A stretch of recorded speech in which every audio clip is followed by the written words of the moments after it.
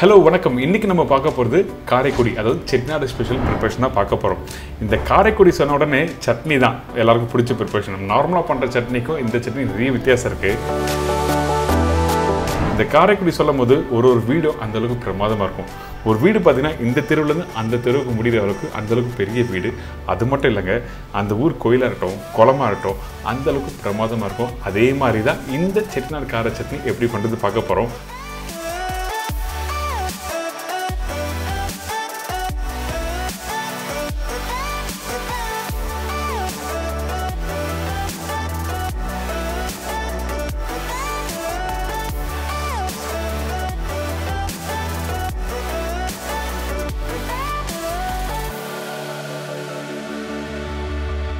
செட்டிநாடு கார சட்னிக்கு தேவையான பொருட்கள்: பெரிய வெங்காயம் 2 நம்பர், பெரிய தக்காளி 3 நம்பர், காய்ந்த மிளகாய் 15 நம்பர், இஞ்சி சின்ன துண்டு அதாவது 25 கிராம், பூண்டு 15லிருந்து 20 நம்பர், கருவேப்பிலை தேவையான அளவு, கொத்தமல்லி தேவையான அளவு, மஞ்சத்தூள் சிறிதளவு, சில்லி பவுடர் 1/2 டீஸ்பூன், கடுகு 1/4 டீஸ்பூன், உளுத்தம்பருப்பு தாளிப்புக்கு தேவையான அளவு, உப்பு தேவைக்கேற்ற, நல்லெண்ணெய் குக் பண்ணுறதுக்கு தேவையான அளவு.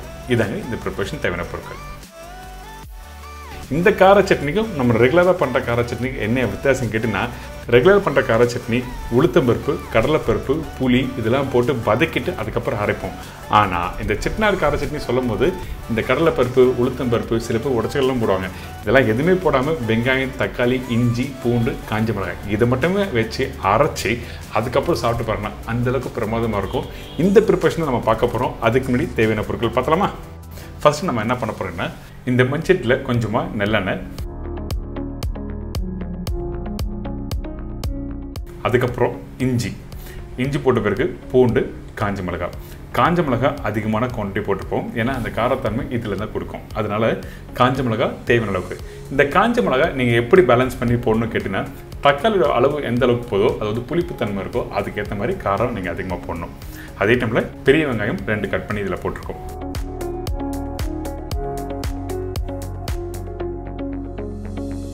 இந்த வெங்காயம் கொஞ்சம் லைட்டாக வதங்கிட்டோம், அதாவது ஒரு 40 to 50% வதங்கி வர டைமில் கட் பண்ணி வச்சுருக்க தக்காளியை போடுறோம். இந்த தக்காளி ரஃப்பாக கட் பண்ணி தான் போடுறோம், பொடிசாக கட் பண்ண வேண்டிய அவசியம் இல்லை. இந்த தக்காளி நல்லா வதக்கிட்டு அதுக்கப்புறம் நம்ம என்ன பண்ணுறோம், கொஞ்சோண்டு மஞ்சத்தூள், அதுக்கப்புறம் மிளகாய்த்தூள் போட போகிறோம். அதுக்கு முன்னாடி உப்பு தேவையான அளவுக்கு. இப்போ மஞ்சத்தூளும் போட்டாச்சு. இந்த மஞ்சத்தூள் போட்ட பிறகு இந்த வெங்காயம் தக்காளியோட நல்லா மிக்ஸ் பண்ணுங்கள் 1 நிமிஷம். அதுக்கு பிறகு கொஞ்சம் கொத்தமல்லி, நல்லா தாராளமாக கொத்தமல்லி போடலாம். இந்த இடத்துல கொஞ்சம் புதினா போட்டால் நல்லாயிருக்கும். ஆனால் நிறைய பேர் போட மாட்டாங்க, ஆனால் எனக்கு பிடிக்கும். அதனால் வேணால் நீங்கள் ட்ரை பண்ணி பார்க்கலாம். இந்த டிஷ் நான் எங்கே கற்றுட்டு இருக்கீங்கன்னா, நான் எப்போ ஊருக்கு போனாலும் இந்த டிஷ்ஷை பண்ணுவாங்க. அதாவது என்னோட மதன்லா வீட்டுக்கு, ஜூலியோட அம்மா வீட்டுக்கு. ஏன்னா அவங்க காரைக்குடி இல்லை, அவங்க வீட்டுக்கு எப்போவுமே போகும்போது நல்லா சுட பிளெயின் தோசை கொஞ்சம் நல்லெண்ணெய் ஊற்றி அப்படியே எடுத்துருவோம் முருளா. அதோட இந்த கார சட்னியை தொட்டு சாப்பிட்டா அந்தளவுக்கு பிரமாதமாக இருக்கும். ஒரு சூப்பரான ப்ரிப்பரேஷன் நீங்கள் பார்க்குறோம். இந்த மஞ்சத்தூள் போட்ட பிறகு கொஞ்சம் லைட்டாக சில்லி பவுடர் போட்டிருக்கேன். அந்த சில்லி பவுடர் போட்டு ஒரு 2 நிமிஷம் வதக்குங்க. சூடு ஆறின பிறகு மிக்ஸி ஜாரில் போட்டு நல்லா அரைக்கிறோம். இந்த இடத்துல தேவையான அளவுக்கு தண்ணி ஊற்றிக்கலாம். இப்போ தண்ணி ஊற்றி நல்லா அரைச்சிருங்க. அரைச்சி முடிச்ச பிறகு திருப்பி தாளிப்பு போடுவோம்.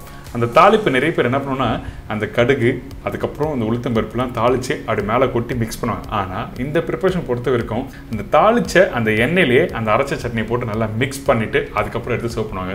அப்படியே சாப்பிட்டேன்னு வச்சுங்க, அப்படியே மெய் மறந்து இருப்பீங்க. அந்தளவுக்கு ஒரு சூப்பரான ப்ரிப்பரேஷன் தான்.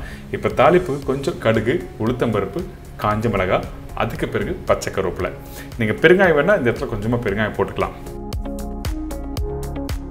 இதுக்கு பிறகு அரைச்சி வச்சிருக்க அந்த பேஸ்ட்டை போட்டு நல்லா மிக்ஸ் பண்ணி எடுத்து சாப்பிட்டீங்கன்னா அடாடா, நான் சொன்ன மாதிரி அந்தளவுக்கு ஒரு ஃபென்டாஸ்டிக் ப்ரிப்பரேஷன். நீங்கள் ட்ரை பண்ணுங்கள், உங்களுக்கு எல்லாருக்கும் ரொம்ப பிடிக்கும். அல்டிமேட்டான ஒரு சூப்பரான ப்ரிப்பரேஷன் செட்டிநாடு கார சட்னி எப்படி பண்ணுறது சொல்லி கொடுத்துருக்கேன். மறக்காமல் ட்ரை பண்ணுங்கள், அதோட ஃபீட்பேக்கும் கொடுங்க.